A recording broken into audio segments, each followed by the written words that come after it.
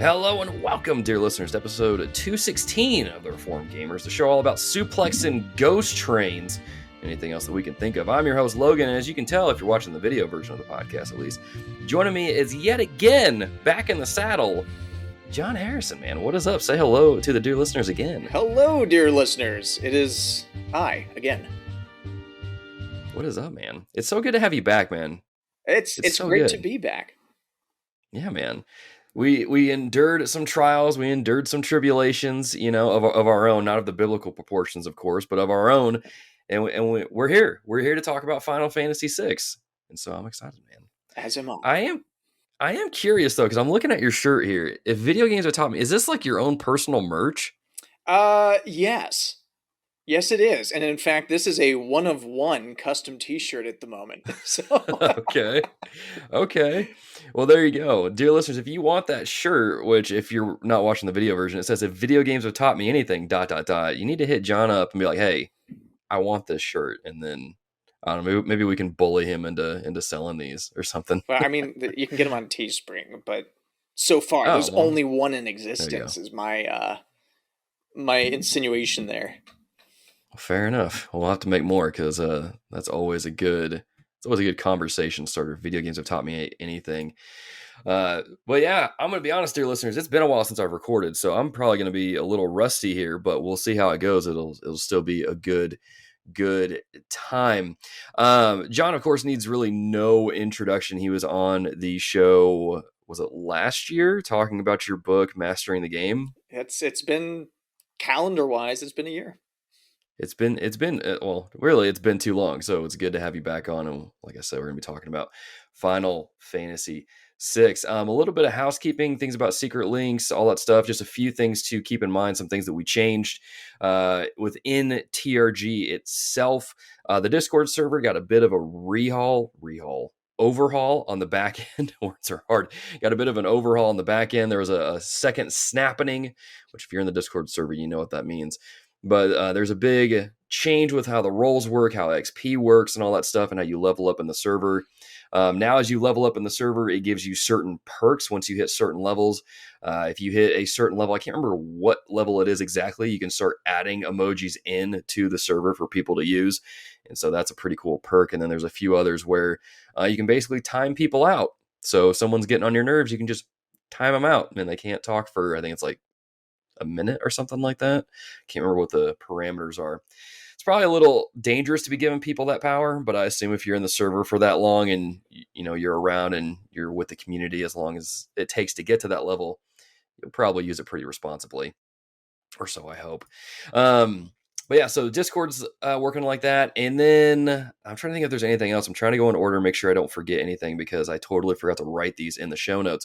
One thing I do want to point out is thank you all of you that supported TRG's YouTube channel. Broke 1,000 subscribers here recently. And so I need to do some kind of video of me playing some kind of painful game like Elix or Five Nights at Freddy's or something like that, just to celebrate. I don't know if that's a really good way to celebrate by causing myself distress, but it'll work. It will work. I'm trying to think if there's anything else. I really think that's it. Those are the two big things to pay attention to. There is another big change coming later in the month, but you'll have to wait until episode, this is 216, either 217 or 218 when it gets announced, and you'll be able to kind of see what's going on. We've been working on something behind the scenes. I think people will enjoy it. At least I hope they will. Maybe no one will care, but I doubt that. So without further ado, the other thing, Recos are now just going to be like where the secret links are, instead of just trying to give you like hidden secret links in there. They may make an appearance here and there. The Recos are just going to be at the top of your show notes. So as you open up your podcast app and go check out the show notes, the Recos for this episode are just going to be at the top from now on, instead of being all the way at the bottom, and they'll replace secret links and all that jazz. And then if there's anything pertinent that we need to put on there, you'll see that at the top as well. So without further ado, let's get into the show proper with a little bit of what have we been playing. And Jon, I'm excited to hear what you think about a couple of games that you're playing, because two of those are some of my favorite games of all time. So I hope you have nothing but good things to say right? Yeah. I Right? mean, I wasn't aware that your favorite game of all time was Mick Kids on the NES, but no, just kidding. It's not a well known fact. It's not a well known fact. Not on that list today. I blame you and the rest of the dear listeners and the TRG community for this. Metroid Dread is Yes. indeed on my list as a recent playthrough. Um, I have a lot of thoughts, and I don't want to take away from the thunder here. I started out hating it. I really thought everyone Okay. had lost their marbles. I was not a big fan of the Metroid 2 remake on the 3DS. I played Okay. it through, and at first my thoughts were great. My least favorite parts of the remake ended up in this new Metroid game. I get to melee things all day. And that was my first thoughts. And then I ran into Emmy, and then I'm like, no, this game is absolutely bonkers terrible. Um, but I Yeah. stuck with it. I stuck with it, and by the time I got to the end, I absolutely enjoyed the journey. I found it Awesome. to be very fulfilling, enjoyable, and kind of all my critiques had melted away.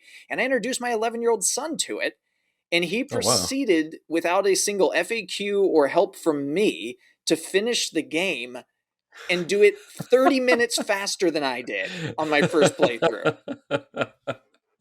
And he has not gone through similar games. The closest he played Gato Robo on the Gato Switch. Robo. Yeah, it's a Devolver Digital black and white GBA. I'm sorry, Game Boy, original Game Boy style Metroidvania, where you play a cat in a power suit of armor.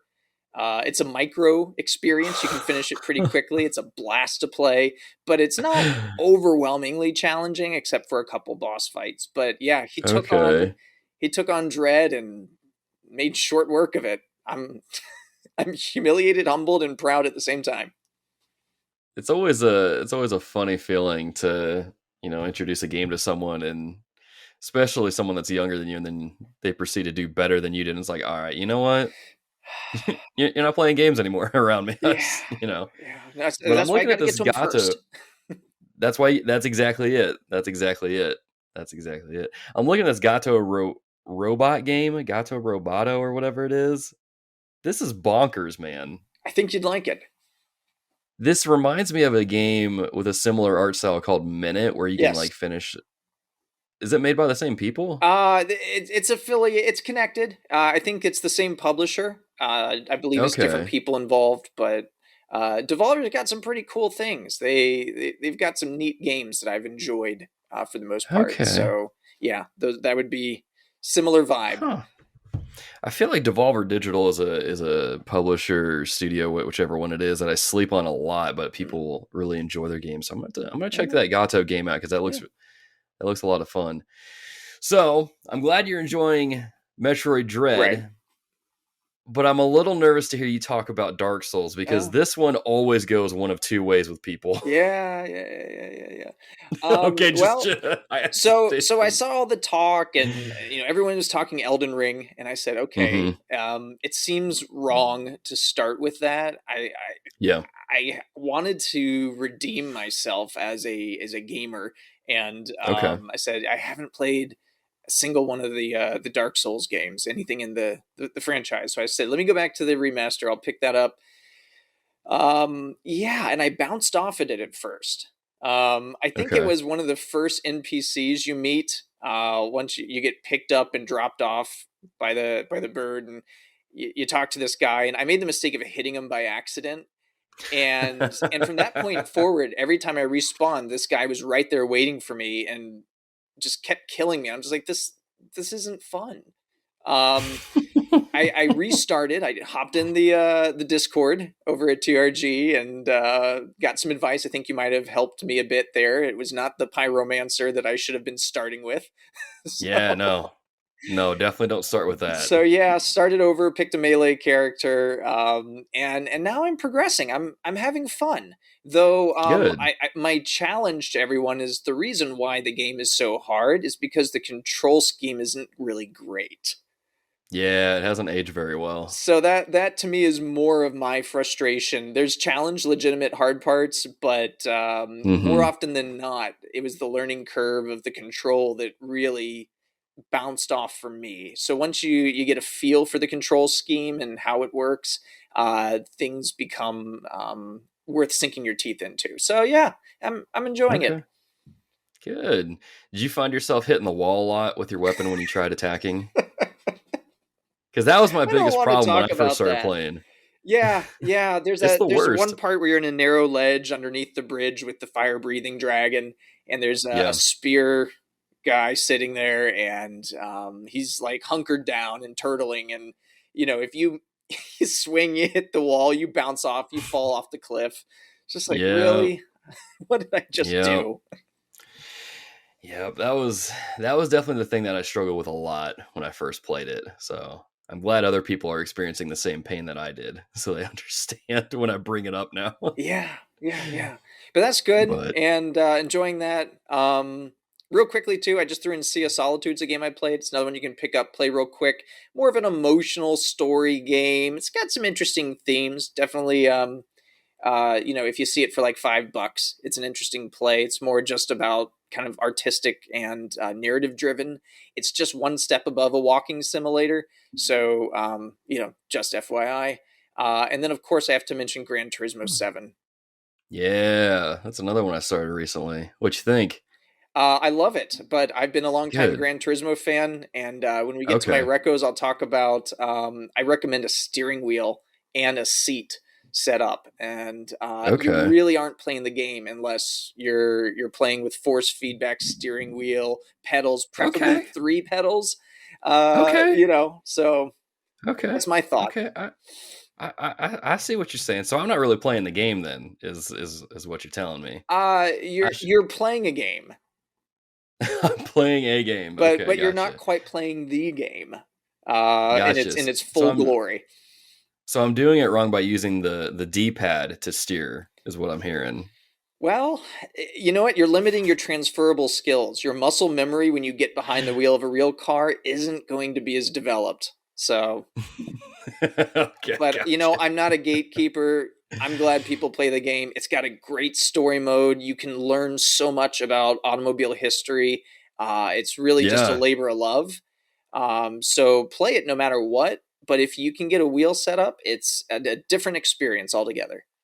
Fair enough. I'll keep that in mind. That was so it's funny you bring that up because I had literally never played a Gran Turismo game before in my life. Like my cousins growing up, they had the PS2, the PlayStation, they played it, but I was like, it's racing. I don't really care about it, you know. And then of course I got into Need for Speed later as I grew up, but I never played it. And playing this one, I'm like, man, they really want you to love cars, Yeah. like man, which is cool because like I'm learning a lot about a lot of different cars. And I was spending some time kind of looking at Honda Civic and kind of their history a little bit when I got their cars. And I was like, man, this is like actually pretty cool.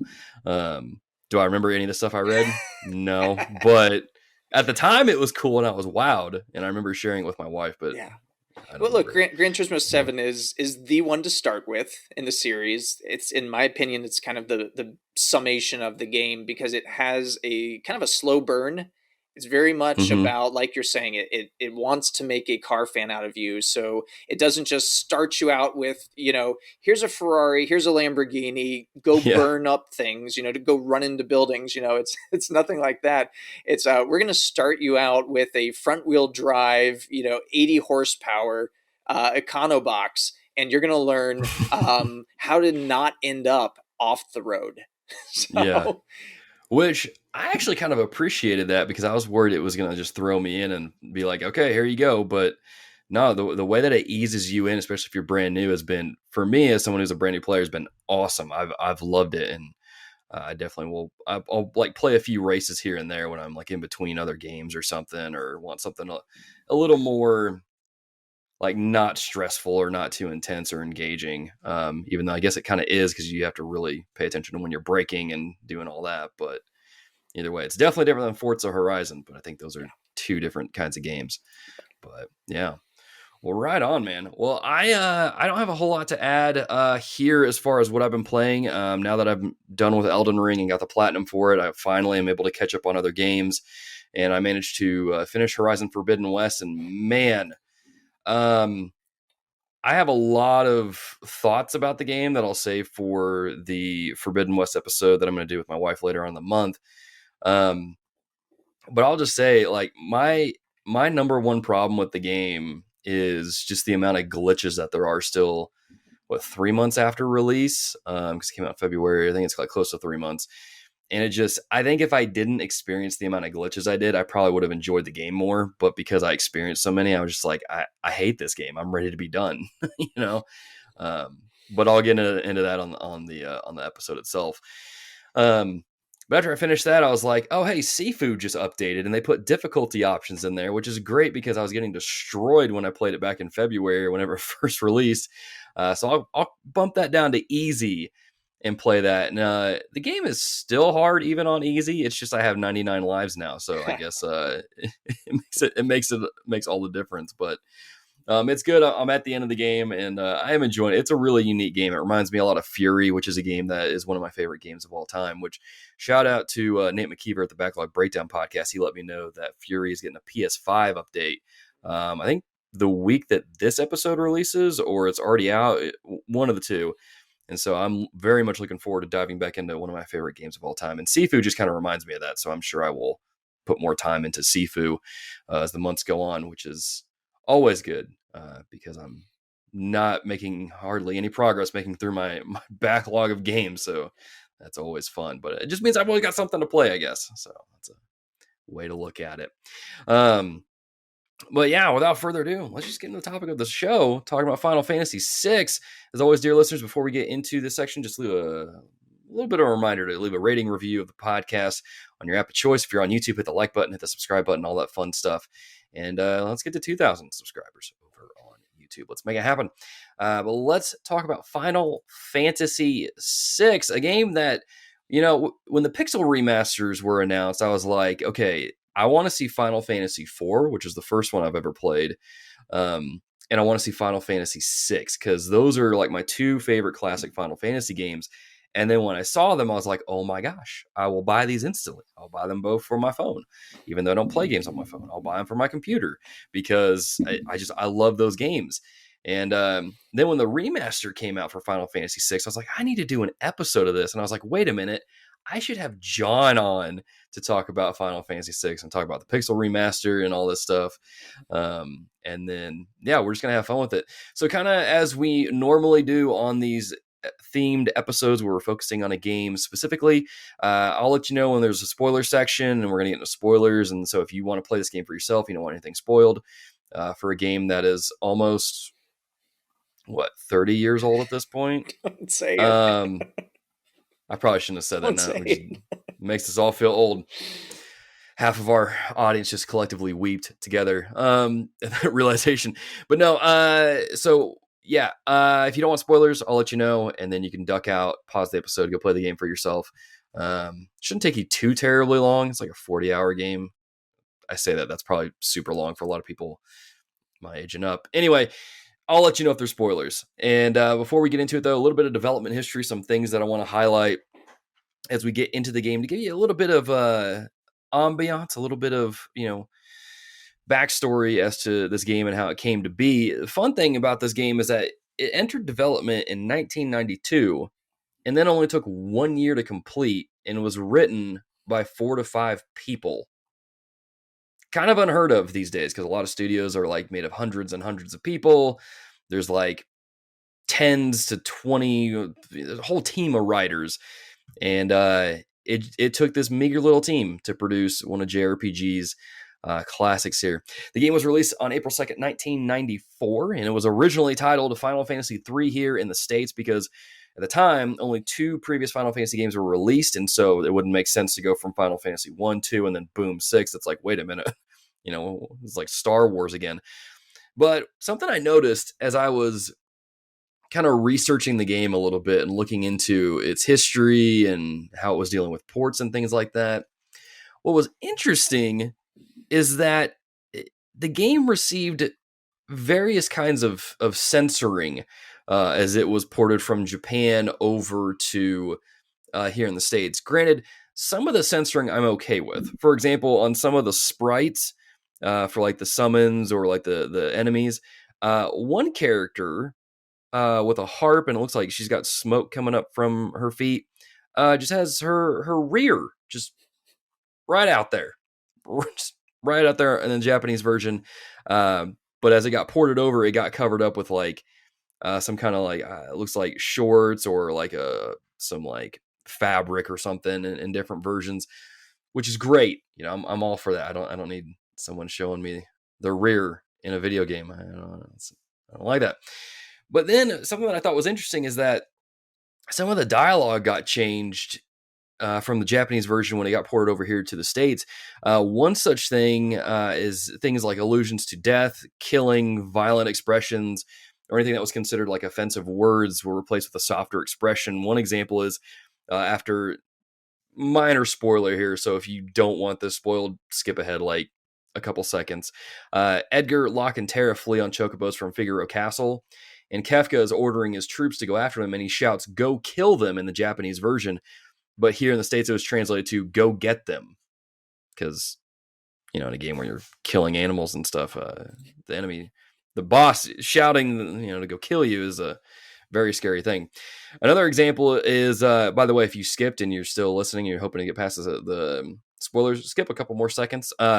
Another one is Edgar claims Tara is not hidden inside the castle. In the castle, Kefka replies, "Then you can burn to death." In the Japanese, okay, that's pretty extreme. Kefka says that you can burn to death in the Japanese version, which was replaced in the English version by "Then welcome to my barbecue." So little things like that that were changed as they got ported over here to the States. That last one I'm actually kind of okay with because that's like pretty shocking. Like, I mean, I get there's Kefka's like there's some intense, yeah, crazy. there's some intensity there that was tamed down, but the localizer, Ted Woolsey, seemed to make some good choices that stuck around in later translations. Yeah. So Ted Woolsey, I don't know, you're probably not listening to this, but if you are, man, good job on that. good catch on that. I still can't believe that this literally says just burned it. Like, oh man, I knew Kefka was crazy. That's why he's one of the great Final Fantasy villains. But dang, that's intense. So yeah, when the game came out, pretty much critical acclaim. I mean, I don't think it scored anything less. I'm looking at it now. Where is SNES?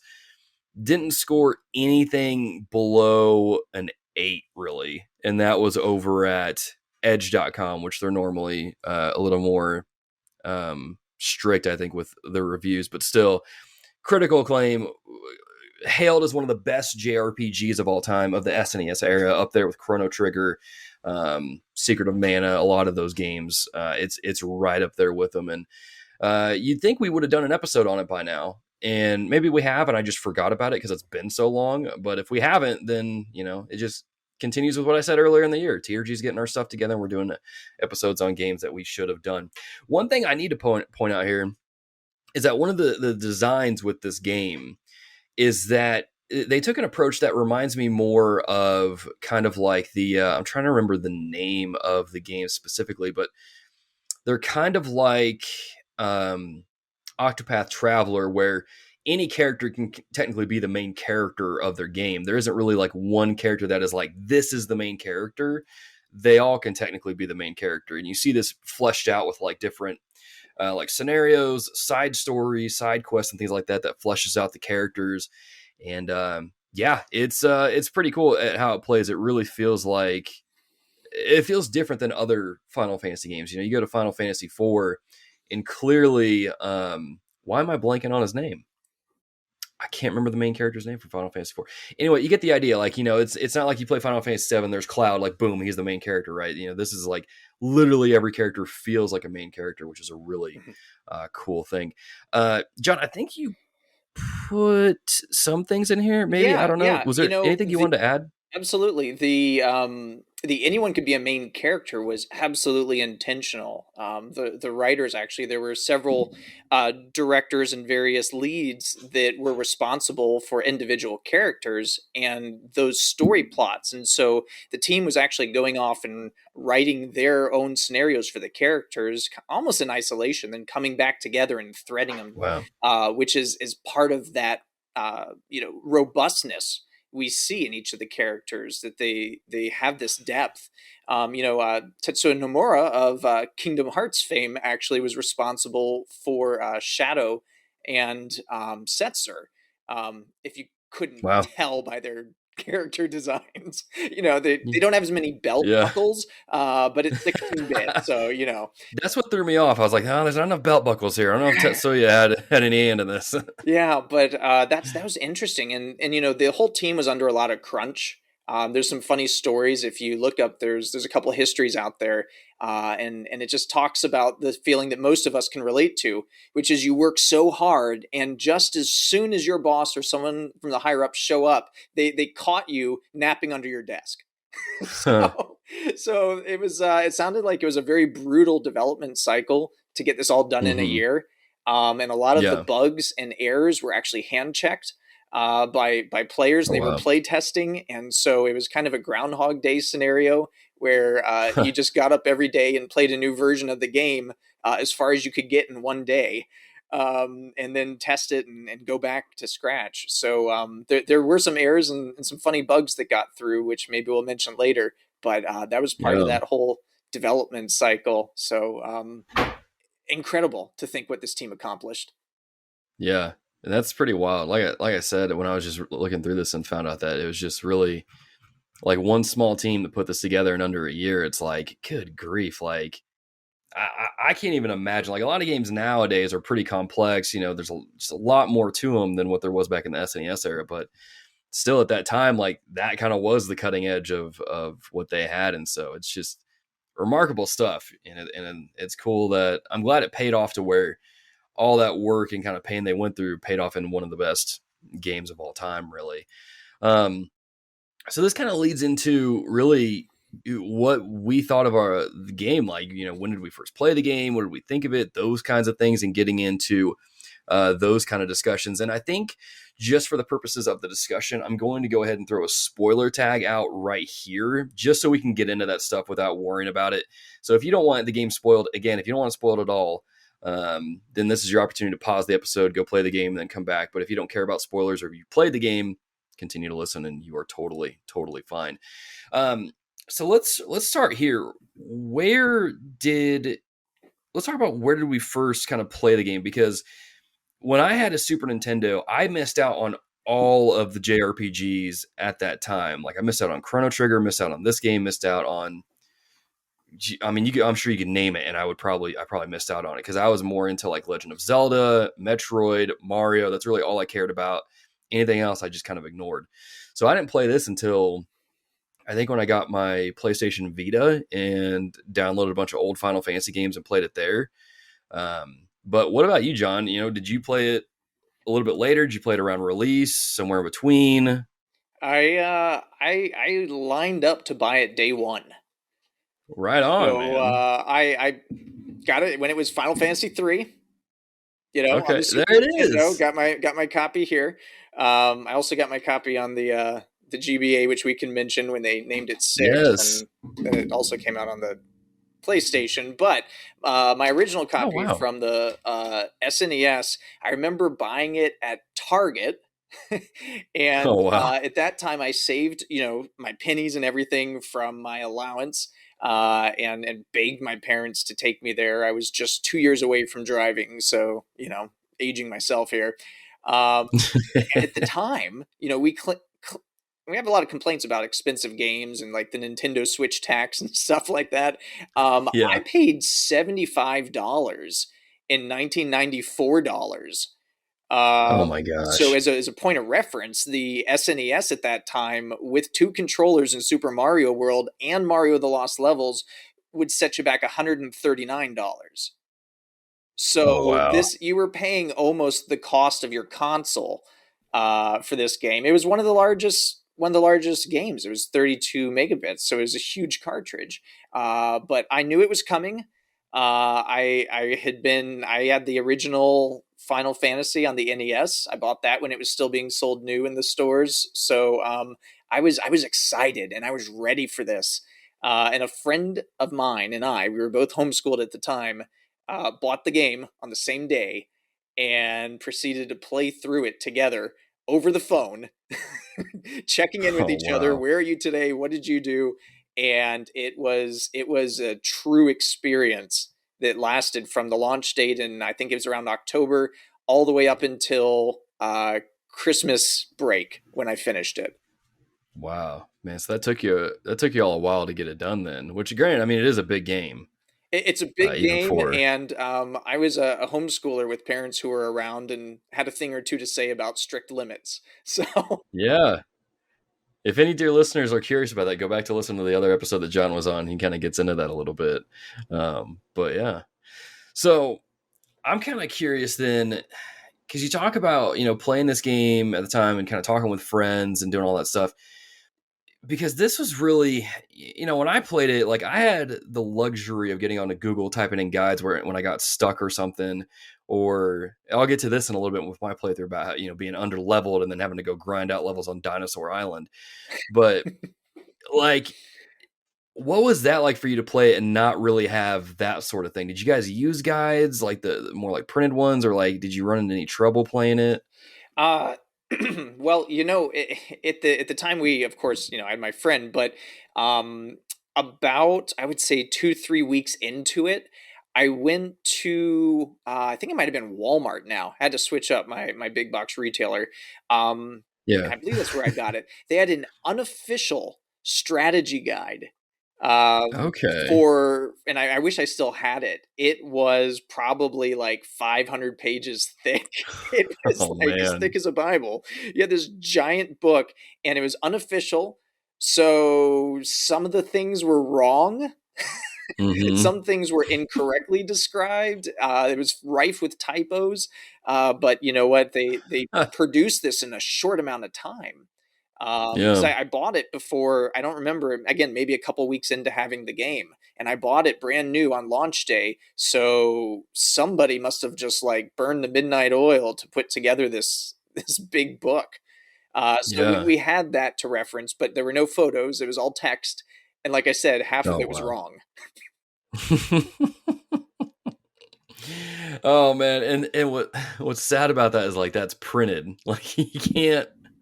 I'm thinking of like how people do guides now. Like you could easily go and fix the typo or correct something and leave a note up at the top, but like not not then. So did that kind of make it harder to play then if there was things that were wrong? Well, it just was that sense of discovery.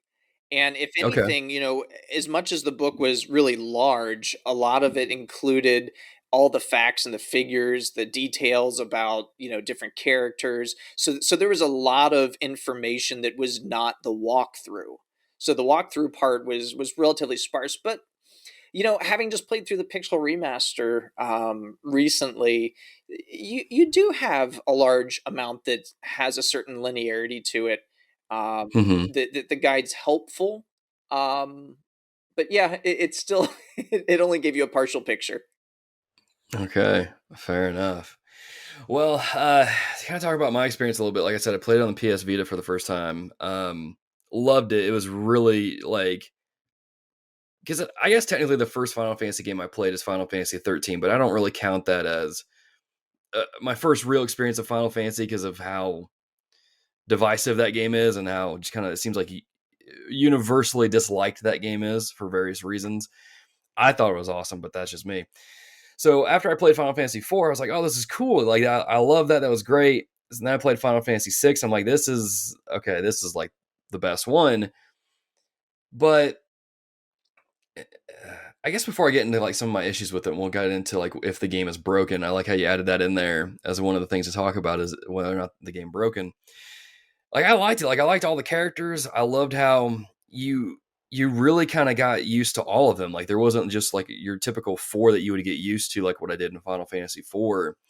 This one I was kind of like constantly rotating characters in and out and trying to level them all evenly. So Mainly because this game does something different than other Final Fantasy games where you're constantly splitting up your team into two teams of four, and you kind of have to have, like, if you were just leveling four characters and then you split up your other team and that's kind of like your B team that's under leveled, that's not going to cut it in this game. You have to really level both teams equally, because if you don't, it can really halt your progress in the game. Something I learned pretty early on, specifically where you split off at the river and you got to split up your team. That was where I was like, okay, I need to play this differently. Um, but I remember kind of not really, like, I understood the lesson of kind of what the game was doing. It was trying to get you used to to all your characters and use them all evenly. But I didn't fully grasp that because there was a point where it was after, the whole kind of world end scenario, and you're bringing characters back. And then I realized a lot of my characters were still under leveled and I was getting destroyed by things. I was like, man, I need to like power level quick because I don't have time to do another like 20 hours or something to level up. And I found, thanks to the internet, because of when I played it, went to this island that had all these dinosaurs on it that could easily kill you quickly. But if you set up your fight pretty early on in a specific way, you can kill them in one shot using, like, I can't remember what the attack is. It's literally like a black hole. And it just gives you a crap ton of XP, and you can level up super fast in like under an hour. And I wound up doing that. But that kind of leads into the discussion a little bit. I know we're kind of going all over the place, but it leads into the discussion a little bit of whether or not this game is broken, because part of my experience was just that I felt like so many times I felt under leveled, and I'm like, man, the damage scaling feels really off in this game. I still love the game, but there's something off about it. Final Fantasy IV had that moment when you go Mhm. to a certain place that I won't Right, spoil if right. anybody's playing the Pixel remasters, where it's obviously like a huge spike in difficulty, and I'm just like, what the heck's going on? But this game, to me, I felt like that happened more frequently, and I feel like I would say part of the game is broken. But John, kind of go into that because you added it to the doc, so I'm curious kind of what kind of brought that to mind, and what you have to And share I about that. almost wonder if this is the right place to say it because it gets deep into the game. Hmm. When you look at some of the other Final Fantasy games, especially the classic ones, there were these different classes of characters. And so, Hmm. you had your black mage, your white mage, your warrior, and these different ideas of class really peaked in Final Fantasy V, which we didn't get over here at that time. I was Hmm. I was in the world I actually didn't know five existed. So for me, Yeah. it was Final Fantasy on the NES, Final Fantasy IV released as two here. Then it was Final Fantasy III. And then in between two and three was Mystic Quest, which I call Final Fantasy Fisher Price. So different thing altogether.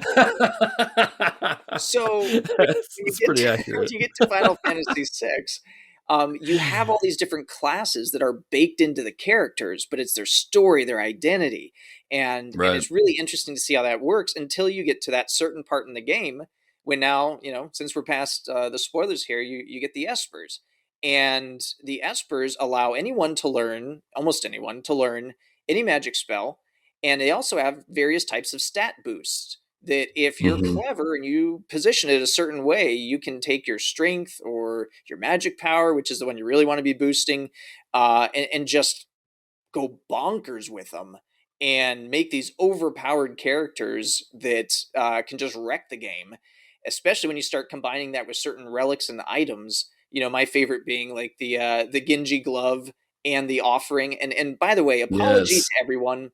Um, I have the Final Fantasy III terminology in my head, so it's offering. There's a different name on the remaster and any version that's labeled six. So forgive me if I start using these old school terms.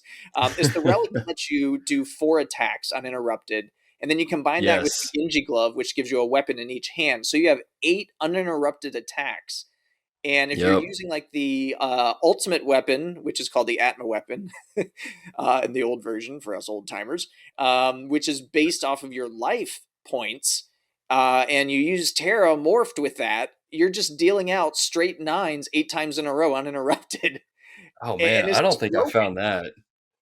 Yeah, or Wow. you've got the equivalent with the magic setup with the gem box that lets you double cast, and then you Need to get can that. use the, I think it's called the economizer, or it might have been changed again. It takes your MP down to one for every single spell, so everything just costs Hmm. one MP, and you run that, and then you use the mime character Go Go, and you copy the same thing, and it's a recipe for you know one-shotting everyone up through the final boss. Hmm. That doesn't sound broken to me. That sounds awesome. Some of those things I didn't even know about. Like you're talking about the ultimate weapon, which, oh man, I try to go for the ultimate weapons in these games, but I wind up just kind of giving up halfway through. I was like, whatever, I don't want to do this anymore. But like I do, like you talking about the Genji glove. I'm like, hey, I did have that. I did have the other item that lets you did like multiple attacks or yeah, no, you could have two weapons in a hand and then multiple attacks. Maybe I did get that sword because It looks like I a remember lightsaber. I think I did get that then. Maybe I did have that because I remember using that and it was pretty OP. I don't remember. I'm not that to that point in the Pixel remaster, so I don't Yeah, remember yeah. exactly. Um, but yeah, I don't know. Is that really a case for it being broken? Because Well, like I said, that yeah, sounds awesome. But I mean, I can see how that would be broken. It's like, okay, wait a minute, this is like way too overpowered. What's going on? yeah. I mean, when you get to your final boss and you can just tear through them that easily, Hmm. some would call that broken. I agree. Yeah. For me, it's good fun. Yeah. The other broken thing would be some of the glitches that I mentioned. Back on the SNES version, you can have truly game breaking glitches where if you use Okay. Realm, the artist, if you use her paint Hmm. skill on an enemy that's been turned invisible in the cave where you first go after you get her and Strago, you can Hmm. actually have this big glitch occur where it might duplicate items to like 255 of Oh wow. like every item. It turns your characters to like garbled pixel stuff. One time I had Okay. General Leo show up in my party. True story. you know, but you run a risk of the whole game crashing because Hmm. sometimes the fight will end and it just goes to a black screen. Oh And some wow. people have said that their save data gets erased. Oh wow. So Okay. that's also maybe another way to look at it. They've fixed this Yeah. in all the versions since the SNES version. However, Hmm. it's not fixed on the SNES Mini Classic version. Now, I was I about to don't think ask it'll mess if it up was. your saves, but you can still do Hmm. those same glitches that are Wow. pretty wonky. You know what's interesting? Hearing you talk about these glitches, I'm sitting here thinking like, okay, this game was made in under a Yeah, year. Do you think part of that was a result of because of how fast the game was made and it just kind of absolutely. didn't really like? I mean, of course, you kind of said they were squashing bugs earlier, but it seems like they not seems like they obviously didn't get to all of them. Right, and this is kind of doing weird things that aren't particularly normal. Hmm. Casting vanish against an enemy isn't a normal thing. Yeah. Though those who know the original version, or if you have it on the SNES Mini, if you cast vanish on an enemy, you can then use Doom or X Zone, which I think is the spell you were talking about against the dinosaurs. And if Hmm. they're vanished, it one shots anyone, just about everyone. That's It's that's gone. what it was. That's what I did on Dinosaur Island. Yeah. Yeah, because that's how I one shotted them. And they fixed that in the Pixel remaster as well as the GBA release and any of the other versions that have come out since then. Okay. Gotcha. Maybe I did some variation of that. I remember doing that now. I think the Vanish was part of it, but I don't remember exactly. But yeah, that's wild. Some of the things that you mentioned, I didn't even know about because I was like, oh. But then again, I played on the PS Vita, so obviously a different one there. Interesting. So something else you have in here, and this kind of ties in with this, the speedy development of it and some of the little fun things you can find is the Easter eggs. Now, I want to be honest. I don't know what you're referencing here, so fill me in, and maybe some of the listeners will like what the Easter eggs are in Final Fantasy Well, VI. sure. I'll mention one Easter egg just as my favorite because we could go into a few, but the one that I love the most is the two Magitech soldiers that are escorting Terra at the very beginning of the game. Ah, Um, okay. they are named. Uh, Vix and Wedge in the SNES version, which is a incorrect translation. It's supposed to be Biggs and Wedge, Yeah. referencing Star Wars. So Wait, what? the names of Luke's his squadron, his fellow pilots in the squadrons from, well, I guess you see him in Empire Strikes Back first. Biggs and Wedge are names of two characters. So What? Okay, I'm looking this up right yeah, now. look it up. And while you're doing that, I'll mention why that's also an interesting Easter egg is because those same two characters appear in Chrono Trigger. Do they They really? do. When you're in the beginning of Chrono Trigger and you have that little tent where you have to guess where the characters are positioned, they like shuffle themselves and they say, find the character. That's also Yeah. Biggs and Wedge. And so what's really interesting, and this gets really more conspiracy theory, right? Getting out my red threads here, is that both Chrono Trigger and Final Fantasy VI were co-developed at the same time with different teams, but they did share some resources, and both of these happened at the same time. And if you recall, at the beginning of Final Fantasy VI, when Terra goes up with her two escorts, Biggs and Wedge, and their Magitech, and they meet that Esper, they disappear. We assume they die. Right. They Yeah. don't die. They get transported to Chrono Trigger. Wait. Wait a minute. Them's the facts. So Man, you just blew my mind. So, oh my gosh, this is like, okay, this is like, I watched Doctor Strange: The Multiverse of Madness oh, recently, and that hurt my brain. I feel like this is the same thing happening right now. What? I didn't even, I've watched, okay, I watched Star Wars, as a kid growing up, like several times. I didn't even make that connection that Biggs and Wedge from that game are like, I don't know, I called Star Wars a game. You literally broke my brain right now. I didn't know that was an Easter egg. That's yeah, pretty yeah. incredible. So that's Oh man, that. But I think that's as far as we need to go with that. It's a rabbit fair hole. enough. That's the big one I think is the most fun. Again, also Hmm. too because you have your Chrono Trigger crossover, Yeah, which is also considered its rival for that title of best JRPG SNES yeah. JRPG of all time. So Especially since they came out so close to each other. yeah, yeah. I mean, we all know what That's I believe. So I mean, I'm on one episode, not the other. So that's true. That's true. Wait, were you on? No, that's right. Never no, mind. no, no, Never no. mind. Anyway, so okay, that's one mind-bending Easter egg. Are there any others that you want to bring up and just completely just shatter my brain? Um, no, I think that's good. I think because there's a lot Okay. more that's interesting in the game, so we should probably dig into that. There are some fun items that the game have. Again, going back to that whole broken thing, we mentioned Atma Weapon, we mentioned some of the relics. Have you had Hmm. any experience with the Cursed Shield, or do you know much about that? I can't say I do, so Okay, you'll so have the to Cursed fill me on Shield is that. an item you pick up that basically gives you almost every negative status element that you could imagine. So you're basically hit with Okay. every possible thing that's bad, and then you have doom inflicted on you. So you have a 30-second countdown timer over your head, Okay. and then your character dies. Uh, in order to cleanse the curse shield, you have to win 256 battles with this shield equipped. When Okay. you do that, it becomes the paladin shield, Yeah, I which definitely gives didn't have the you shield. massive stat boost across the board and in almost every category, and it absorbs everything.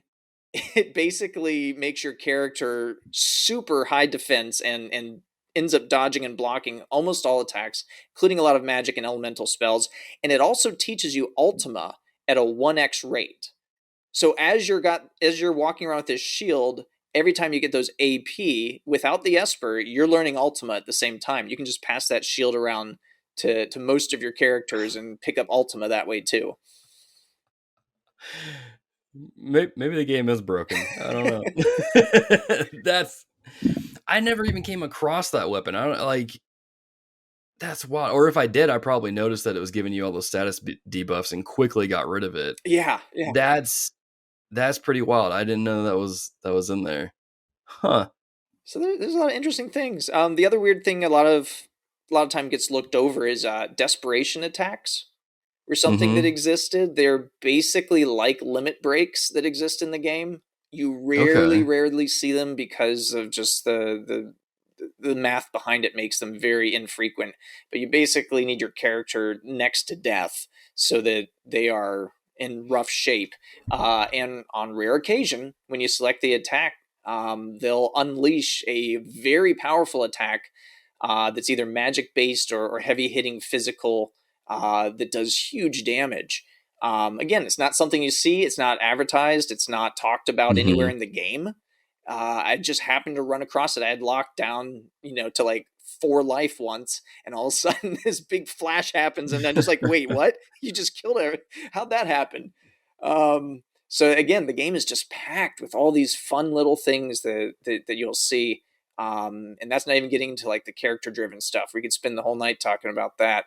Yeah. Whether you Pretty think easily. about like shadow, whenever you go to the inn, you run the risk, not to run the risk, you run the chance of being able to see some of these dreams that give you flashbacks and parts of his Yeah. story.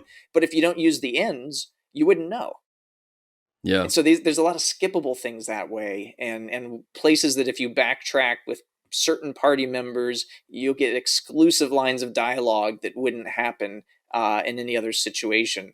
So it's a very rich game that's truly a labor of love on the developer's part. Yeah. Uh, Listening to you talk about that and just even kind of thinking back to how, when you use the ends, you see those flashbacks with Shadow, which I had completely forgotten about until now. It reminds me a lot of, and again, I'm not saying Final Fantasy VI is like Dark Souls, but Dark Souls is a similar thing with that, where like depending on certain circumstances or scenarios, you unlock more of like the story or more of like a character's lore a little bit or something like that, and it's always fun when you discover that stuff because you kind of stumble upon it. It's like, oh, wait a minute, what? And then I'm sure, especially like if you're playing alongside some friends and you're telling each other the things you experience, like, wait a minute, I didn't experience that. Like, how did you get that? It creates that I don't know what the word is, but it creates that kind of thing where like it's like people talk about it a lot because of the things that you're experiencing that other people clearly won't, depending on those circumstances. So it creates a unique gameplay experience for each player because of that. It's funny that you bring up Shadow and you mentioned how depending on certain circumstances, it can change, what you see in the game, maybe what you do or don't experience. There's one section in particular that I'm thinking of, and again, we're past spoilers, so Yeah. if you're still listening, um, where you fight or you encounter Kefka or you confront Kefka for the first time on the floating plateau. And as that whole stuff starts self destructing and falling apart, there's actually a scenario that can happen where you don't save Shadow. And a lot of my friends, when I was playing this, they knew that I was playing this game for the first time and they asked me if I saved Shadow. And I was like, I didn't even know you could. So they ridiculed me for months, being like, dude, what's wrong with you? This is just like the time I played Life is Strange and didn't save that one character. The people who've listened to the show for a long time know what I'm talking about. So, did you save Shadow? And also, how do you save Shadow? Because I still don't know. Yes. Patience. Patience is the short answer.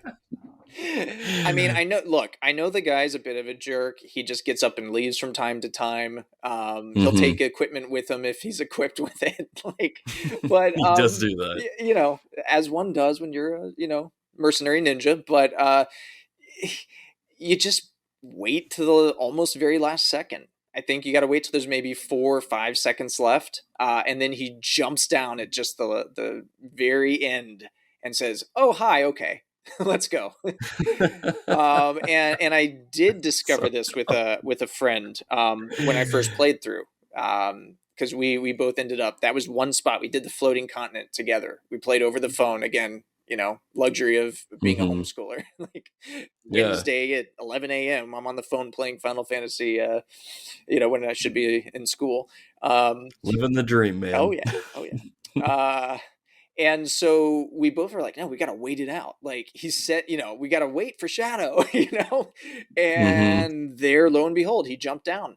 Because we were like, when you're on the phone, when you're with someone else, you'll do things that you wouldn't do on your own. So Right. we're like, oh, if it messes up, we'll get through it together again. We'll just, so we'll both wait it out. So he's on his phone watching the game. I'm on my phone watching the game. And we got the countdown timer. And I don't remember who's actually landed first, but we're like, wait, hang on just a second, it's, and that's how you save them. You just hang around. Okay. Fair But enough. if you want to like keep the spoiler theme going, he still dies at the end of the game. Really? See, this is a whole new thing I didn't experience because again, like I didn't save Shadow. And Right. like I said, my friend, I'm having PTSD talking about this right now because I'm remembering everything that my friend said. Like, oh, you're a horrible person. So wait a minute. How? Okay, so you So that's save your answer him. to them. Your answer to them is, what are you talking about? He dies anyways. Where were you when I needed you like 3 or 4 years ago when people were making fun of me? Some of these TRG community members, they're a little rowdy, so they get after you. It So happens. okay, so he dies anyway. How? Like what happens?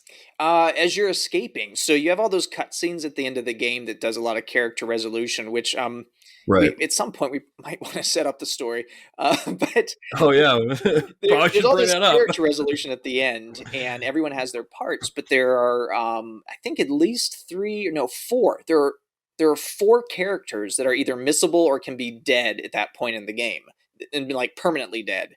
You Okay. you can lose Mog, the Moogle. You can, Really? yeah, you can lose him early on in the game, and he's gone for good. Okay. You can not find Umero the Yeti, Gogo the Mimic, and Shadow. You can also lose, as you discovered. And so those four can or cannot have ending sequences. And so in the end, Shadow just sits down with Interceptor as everyone else is heading off, and he's kind of like, go, get out of here. And then Shadow runs off to a corner and basically is like, guess I'm done. And lets everything fall apart around him. So Wow. Okay. So really, it's an I don't know. Maybe it's worth saving him. Maybe it's not. It just sounds to me like I'm like I now, if don't you need to save really him. dig into the lore, that's especially heartbreaking because, again, deep into spoiler territory, there Mm-hmm. is significant evidence that he is Realm's father. So if you go through all his Okay. backstory, there's an item, the Memento Ring, that talks about a Mm-hmm. mother's love that protects. Shadow and Realm are the only two characters that can equip it. And Okay. Shadow talks about in his backstories about leaving his town and abandoning his life, turning his back. And then you also see Interceptor, his dog, has a really friendly relationship with Realm, and everyone else Hmm. he's hostile towards. And so there's this implication, and there's a lot Okay. of breadcrumbs that lead you to realize she was raised by her grandfather, Strago, but really, Shadow is her father. And kind of makes it extra heart wrenching that he decides not to close out his arc a little differently. Yeah. That's really interesting. I have to pay attention to some of this stuff more, like as I'm playing through Pixel Remaster and being like, okay, clearly I missed some things. But we're talking a lot about the characters, and you kind of mentioned this, which is good. I totally forgot to even do this. Let's talk about the story. First and foremost, set that up a little bit, give it a little bit of a refresher for someone that's maybe listening that hasn't played this in a while. So, how would you describe this game, or at least the setup to it? Because one of the things that's very apparent when you first start out is like, when you play the old Final Fantasy, the classic Final Fantasy games, and as it's transitioning over into Final Fantasy VII and beyond, you see this kind of tension between the two, where there's still the setup of magic and kind of the more fantasy type stuff, and it's bringing in or melding together with this transition to a more technological sort of thing. So you kind of see this a lot with Final Fantasy VI, but kind of how would you describe the setup to this game? Yeah, so like you said, the Final Fantasy games were fantasy was their bread Hmm. and butter, and Final Fantasy VI merges that with steampunk. and does so to really great effect. The game sets up with a little prelude, a little story, and what's great about this game is it borrows from all these. I call it multimedia, right? So it borrows from movies in terms of the scrolling credits. In the Yeah. beginning of the game, you see later that there's influence from plays and operas, and even books towards the end. And so the story sets up with kind of this little introduction about how 1,000 years ago there was this big war, that magic was lost forever, that humans and these magical beings had a battle, and could it be someone's going to tempt fate again? And that's kind of the setup. And then you're introduced to Tara, who is this mind controlled shell of a magic user that her Hmm. buddies Biggs and Wedge, who are assigned to protect her or guard her, take her to this village, are having this conversation about her as this mysterious person with no name that has this awesome power that no one understands, but she's under our control for now. And that kind of kicks things off as you approach the city, and they're looking for what they talk about as an esper, which is this Hmm. magical being encaptured in ice. And then from there, the story begins to unfold. You find yourself passed around to different characters. At a high Yeah. level, it's an evil empire with Hmm. an evil emperor who wants to take magic and use it for his own power to rule things. But then Hmm. the narrative gets turned on its head when you realize the advisor slash court jester slash general, because many hats in the empire, uh, Right. decides that he has some greater ambitions, and the story Yeah. evolves from there. So that's kind of the setup where you start. Yeah. It's funny. I remember playing this for the first time and thinking like I knew Kefka was the main villain, but as I played through, I'm like, how is this guy the main villain? It doesn't make any sense. But you see him do these like increasingly evil things, and you're like, this guy is unhinged. Yeah, And then when it finally is revealed, like he really betrays um, the king or the general. I can't remember which one it is on the floating yeah, plateau that's that I keep calling it. Emperor Gastal. Thank you. Yeah, Yes. It's like, oh snap, this is happening, and then he just continues getting more powerful, and then the world ends, so to speak. And it's just like, what am I playing right now? Like this right. is I did not expect. It's kind of a. I'm not going to spoil this other game by saying it, but it's similar to another game that's a little more recent that I played that we may or may not do an episode on one day. But I'll just say it's very similar. Um, yeah, it's crazy. This game is very unique because it does several things that you you either don't see often in JRPGs, or depending on how many like the games that you played, you've never seen it before. Because when I played this, I'm like, I've never played a game where I have to split up my party like this. I've never played a game where the villain essentially wins and you have to try to pick up the pieces afterwards. Like this is so unique on so many levels because of that. And the story lends itself to that as well. So let's kind of talk about Kefka a little bit, who is arguably the best Final Fantasy villain. At least I think he is. But man, what do you think? What do you think about Kefka as a villain? Does he do a good job? What are some key aspects that are really good about him that make him shine? And ultimately, is he the best Final Fantasy villain? Ooh, that's a loaded question. Yep. I'm trying to figure out how to get to my answer from where I'm sitting. So here's where we'll go with that. Kefka's interesting because he's part of this group of generals. You have General Leo, you have General Celis, and then you have Kefka. They're all generals under the Emperor. They serve him. Um, there's this insinuation that both him and Celis have been infused with magic and Hmm. experimented on in a certain way, and one has gone kind of this more standard militant route, and is kind of above board, and then you've got this other guy. He's like you say, he's unhinged. The guy walks around in clown clothing, which is probably why a pixel remaster versus a like full 3D treatment would work. I don't, Yeah, when you see him in full 3D, it doesn't. I don't know it's if it weird. works as well. um, Yeah. but for the game, he's the perfect villain. For the Final Fantasy series, I don't know.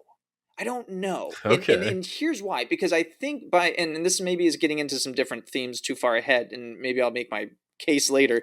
I think by the time you get to him at the end of the game, you're no longer fighting Kafka. Okay. You are fighting nihilism. Hmm. And that's what he becomes by the end. You see this folding in on himself of his ambitions, and he's always looking for more power and more strength, and the more he gets, the more meaningless it all becomes to him. And at the end, he's just built himself into this like self-styled version of God sitting atop Dante's Inferno, a tower of sub bosses that lead up to, this crooked, demented version who then is just all about nothingness. And Yeah. and I think that's kind of where the themes of the game begin to really shine, is when you get to that point. Hmm. But as a villain, yeah, he's unpredictable. He has no trouble killing off one of his colleagues. He Yeah. poisons an entire town. Yeah. The guy's bonkers. Yeah. It's crazy. I remember seeing that, going to that scene where he like poisons the entire town, and I'm like, wait, what the like? Hang on a second, because one of the characters, and I can't remember his name. I've got the thing pulled up here with like the list of characters. Um, it's Cyan, right? And Doma, yeah, that's the castle of Doma, and Cyan's Yeah, the samurai. that's right. Because when Kefka poisons the water there and poisons that village, it like Cyan loses his wife and child in Yeah. that situation because of Kefka. And I remember that happening. I'm like, this is insanely dark because it's one of your party members that this is Mm-hmm. directly affecting, and it kind of leads into the whole sense of, you brought up that you're fighting nihilism at the end. The whole entire Final Fantasy VI game itself is noticeably darker in tone. Granted, Final Fantasy IV kind of gets that way because you're opening the game and you're committing basically an act of terrorism against another kingdom, trying to steal Oops. the crystal. Do what? Oops. Yeah, oops. But you see Cecil, that's his name, Cecil, go through this transition of like kind of experiencing remorse and pain and regretting the actions that he did, and being redeemed at the end and becoming a paladin, a warrior of light, so to speak, and then all that stuff. But you guys can go listen to the Final Fantasy IV episode that we did talking about that. Whereas this game, like, you have those elements, but it seems like it cranks those up a little bit. And there's this juxtaposition of Kefka where all he wants is just to destroy and kill, like, just, again, nihilism. And the other characters are the complete opposite of that, which is something you see quite a bit in a lot of types of fiction, media. The one that immediately comes to my mind is Harry Potter, partially because I've watched the movie so much with my wife, and so I just, I kind of absorbed a lot of that through osmosis. But one of the things in that is Voldemort is so evil because he just hasn't experienced love, but Harry has through all these different characters, that the two are so diametrically opposed to one another that Voldemort doesn't understand love and Harry doesn't understand evil, and you see them battle it out. And you kind of have that going on here in the game because Yeah. of the characters. They all are there for each other, but they all have experienced some form of loss. And so I don't know if you want to speak to that a little bit to a degree. I've heard many people talk about the loss, and I agree. There's indeed loss in this game. Mm-hmm. The one that you mentioned with Cyan really hit home to me. I remember this being one of the first games that was that gut punch to me, emotional, that made me tear up Mm-hmm. and was like, wow, wow.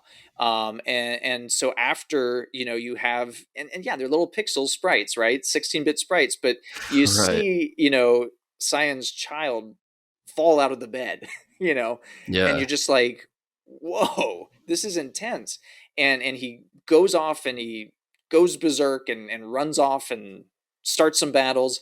And then through various events, you end up on the Phantom Train, Mm-hmm. which is this almost like a metaphysical experience, right? So you're on this ghost train in the middle of a phantom forest. It's silly, it's Yeah. cheesy, it's on the nose, It's got great music, um, and You can and suplex it. and you can suplex the train at the end. You can't play the game without suplexing it. They had to fix Yeah. a pixel remaster bug that did not invert the train when you suplexed it. So, Oh wow. you know, Okay.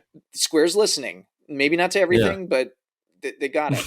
Um, and so when you get to the end of that, you're all off of the train, and then you see new passengers getting on, and there is Cyan's wife and child getting Yep. on the train and is Yeah. departing and going away, and he's running after them, trying to catch up with them. And his wife is shouting goodbye to him, and his son saying, "Dad, don't worry, I'll take care of mom." Yeah. And then it's just like you're just there. And that one is one of the few scenes in the game where it actually fades to black, and then you restart after Oh that. It's yeah. just so powerful. It's just really, really intense thinking about that. And so, yeah, loss is absolutely a theme in the game. We see it as a reoccurring, but I would love to pivot a bit. And this is the Reform Gamers. So I Mm-hmm. actually want to say that if Final Fantasy IV is all about redemption, right? That's I Mm-hmm. heard a lot of those themes. I would say 1 Corinthians 13:13 is what Final Fantasy VI is all about, Mm-hmm. which is these three remain: faith, hope, and love, but the greatest of these is love. Yeah. And so you see the themes of faith in the game. You see the faith that Cyan had in his king and that the king had in him to defend. You see the faith that Locke has in Celis, and that it was lost when she was suspected to be a Mm. double agent, but then it was Yeah. restored. Hope is huge. Whether it's Cyan wanting to see his family again, Locke wants to bring back his love, Rachel, who has died and he's kept in like suspended animation. Totally not creepy. Um, It's just like Mr. Freeze, which is still creepy, but yeah, yeah. Uh, you know, there was hope that Celis took care of Sid, that he would recover. Make sure you give him good fish only, because that's another character you can kill off. Terra has hope, right? Bannon even says that he has hope. He talks about the story of Pandora's box, and that the last thing left Mm-hmm. in the box once all the evil was let out was hope. And then he basically says, Terra, no pressure. Our our hope is put in you. Um, you even hear Setzer say that. He says that I feel like I have some hope when they find the second airship. But it all comes back to love in the end. And when you see the world, even as it's fragmented, what reunites the team together, the different individuals, is this idea of love. Whether it's Tara's love for the orphans that she begins, it doesn't mean romantic love, doesn't mean anything like that. It's this parental nature where she's a mother to these orphans that need. Locke has this love for protecting both Rachel and letting go, and then looking to take care of Celis. You Hmm. see Edgar and Sabin, brothers. The one brother loves the other one so much that he's willing to take the weight of the crown of the kingdom on his head, knowing his brother would not enjoy that, and uses a Mm-hmm. two-headed coin to basically trick his way into the responsibility. Meanwhile, it's revealed that Sabin went off to train to get stronger so he could come back to help his brother. So there's Yeah. that brotherly love you see there. And then, of course, we've mentioned, maybe the lack of love from Shadow for his own daughter, and kind of his Yeah. way he left from that. Um, and even just even amongst the characters, you see it throughout. And so I really see even Terra's existence, right? The Esper and the human that fell in love, and now she's Mm-hmm. the reflection of that. The game ultimately at the end is about love remaining and being stronger than the nihilism, than this credible villain. um Mm-hmm. and for me, that's really the heart of it, and that's what, as I'm looking at it, that's how I see it. So yes, there's loss, but what's greater? Huh. Again, you're breaking my brain here because the first time I played it, that's all I saw was like how dark and heavy the game was. But Hmm. now that I'm thinking back through a lot of that stuff, I'm like, yeah, no, those themes were there the entire time. And maybe it's just because I'm more of a pessimist, like the glass is half empty sort of thing. Um, but yeah, no, that really flips a lot of it on its head for me, and gets me to consider some things I hadn't really previously thought. But that is an important thing. So would you say that one of the things video games has taught you, just going off your shirt there, um, is just how important love is Yeah. and hope, right? Yep. Faith, hope, and love. So there you go. That's pretty cool. We can just end the episode there. No, I'm kidding. I guess because, just to be transparent, we did kind of start the episode a little late because of different technical issues. Is there anything that you kind of want to talk about more about? Because I think that's a really good theme to really just kind of let it sit and marinate a little bit and ponder, because I know for me, I'm not the hopeful kind of person. Like I said, I'm, glass half full kind of, or glass half empty kind of thing. But really, when you shift your perspective to be more hopeful, right? To be more, actually, this is a perfect example. Like, because we're recording this on Tuesday, May 10th. Yesterday was a Monday, and I normally don't have rough Mondays. Like, I just, I hear people talk about how rough Mondays are. I'm like, whatever. But yesterday, like, it was just like every little thing was coming up to just try and ruin my day. And yet I found myself kind of pulling myself back instead of overreacting like I normally do and being like, it's not that big of a deal. All right. There's other things that I still got. I need to be grateful for. It's okay. Hope is this concept that I'm not the best at, or at least not the best in practicing. So kind of what would you say to someone like me who may be listening to this that finds it difficult to hope at times, who naturally defaults to the more cynic side of a perspective? Look up. And I don't Look mean to be up. I don't mean to be Okay. glib when I say that. Where does your hope come from? Hmm. And so oftentimes, I find that for me, faith and hope have been highly interconnected, not so much to me, but to that Mm-hmm. which I place my faith or my hope in. And oftentimes it's easy for us to get mired in our own selves, our own internal dialogue, our own Yeah. world of ruin, if you will. I just felt like I had to do that. It's No, very, I very like it. youth pastor like there.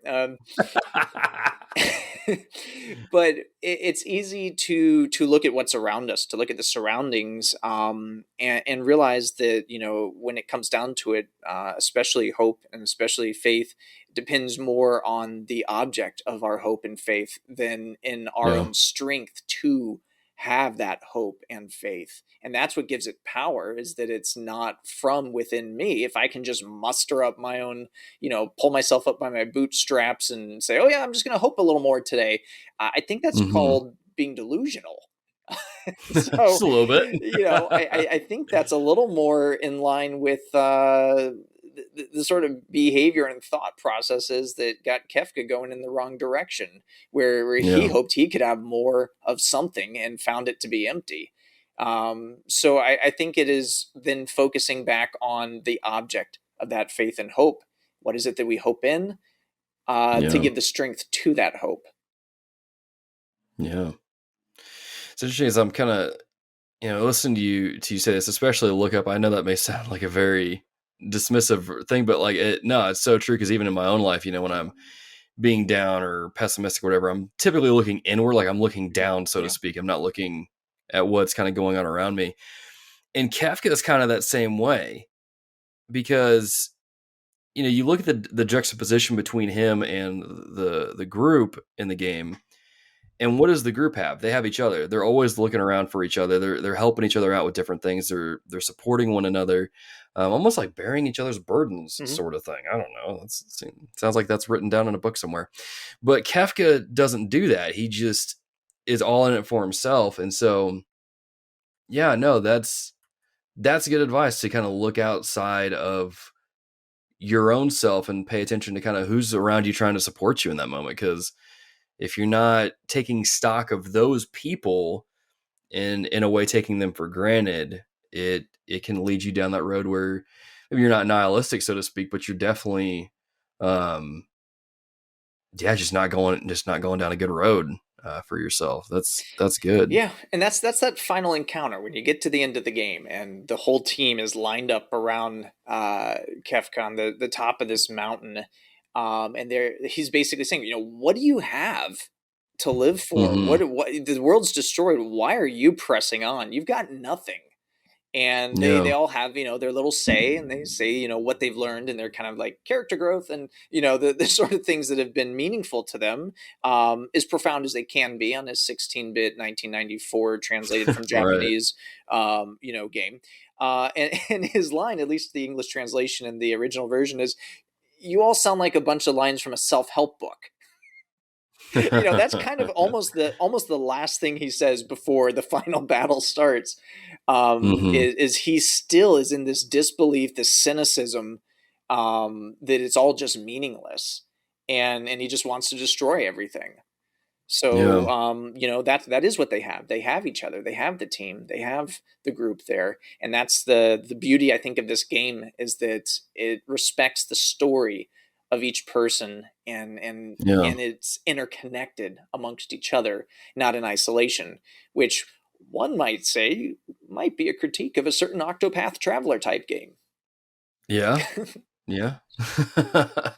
Man, I always love doing these episodes where we dive deep into a game, because typically what happens is I always come away from these conversations and looking at the game, appreciating it more, and having more, I guess, understanding of what the developers were trying to do and kind of how the story went. Because I think that's probably why this game is one of my favorites of all time, is because of the depth of it, but because in a subtle way, it's telling my own cynical personality to like chill out a little bit. You've got people looking out for you. You've got your own like trials and things that you've gone through, like a lot of the characters have, but you're not alone in that. And I think that's probably one of the best things that can be said about the game, at least in terms of what it teaches you and what you learn from it.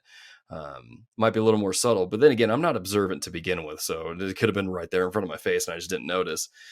But as we kind of start winding down on this game itself, are there any other kind of closing thoughts you have about Final Fantasy VI? Obviously, we would recommend the game. It's definitely one of the best JRPGs up there.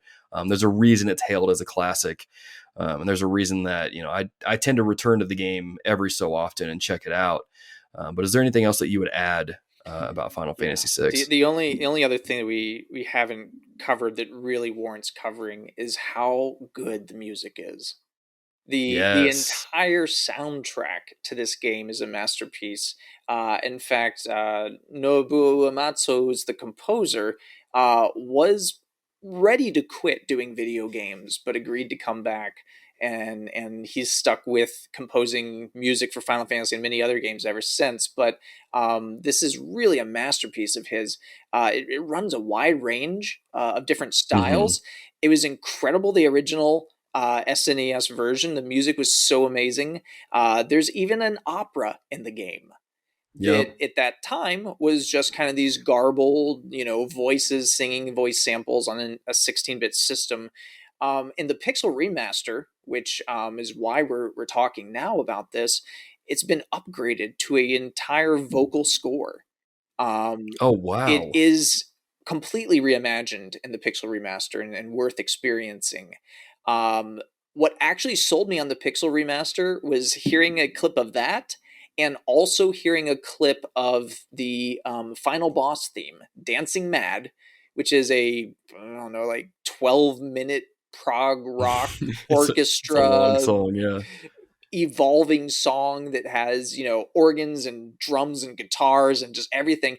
All of that has been reimagined with new instrumentation.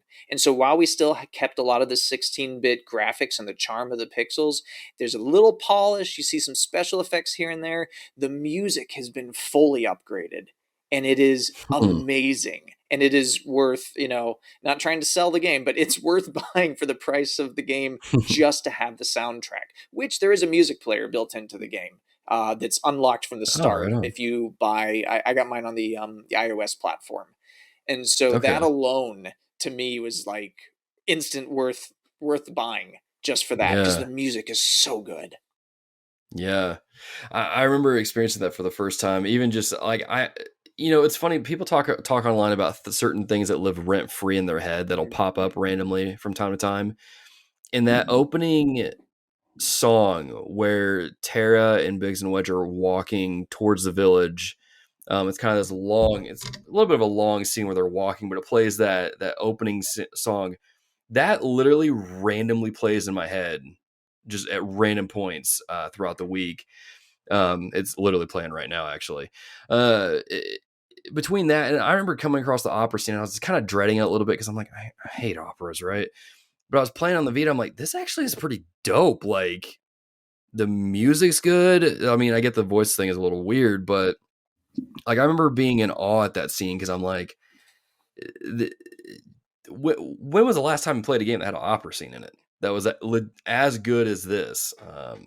And yeah, I mean, I remember like finding the Final Fantasy VI soundtrack on iTunes after beating the game and listening to that for weeks on end, and I had Driving Mad on repeat multiple times because I'm into that rock stuff. It's a I think good that was tune. I think it was my ringtone at one point, if I remember correctly. But now it's One Winged Angel, so it is what it is. Well, you haven't heard the Pixel remaster version yet, so I'll get there. you Now I'm even more excited about getting you there. might find yourself going back to your roots. Fair enough. Fair enough. I'm 100% okay with that. Um, kind of what we normally do with these episodes too. We do take write-ins. If you support us over on Patreon, you can write in on these episodes. Something I'm trying to get better at. There was no write-ins for this episode. There was one like from Alex Castellanos, but no write-ins. So hopefully this will turn more people on to playing the game because, like I said, it's one of my favorite JRPGs of all time. Is it better than Persona? No, but it comes close in a few areas. Wait, no, I said that wrong. It is better than Persona. Oh no, I think I said it wrong. I meant to say Final Fantasy VI is better than Persona. Persona is not better than Final Fantasy VI. I'm stopping. I'm gonna stop right there. This is my cue to end the show because holy guacamole. Anyway, before we let you go, thank you for listening to this. Before we let you go, some recos. John, what are some things our dear listeners check out besides Final Fantasy VI? Yeah, like I mentioned earlier, if you were around for the Gran Turismo bit, I recommend a proper wheel. Mine of choice, I have the Logitech G923, which is one of their latest versions. It's not the totally break your bank kind, but it's still sticker shock worthy. I think it's like I'm experiencing that right now. it's not as About much 400. as it's not as much as a disk drive PS5, but it might be as much as the digital version. So, um, and then I also recommend a good seat. Now, those can get really pricey into like the thousands. Don't do that. I recommend the Play Hmm. Seat Challenge. It is foldable. You can fold it up, but it's super sturdy. It is adjustable and will fit a wide range of different frames. And it Oh works yeah. great because you just bolt your wheel up to it. And then actually, you can't even see it. It's behind me in the corner where I'm pointing. You can't even see it. It's tucked away Oh in there. yeah. It's really neat. But then you pull it out and you have a full-fledged seat that gets you in a perfect driving position, super comfortable. And again, with the wheel, it's just a completely different experience. So if you like cars, this is a good thing to put on your wish list for other people to buy for you. I mean, by the time this releases, I mean, we have a lot of listeners that are either parents of high schoolers or are currently in high school about to graduate. I mean, I'm just saying, I got graduation coming up. Those will make some pretty good gifts. Just saying.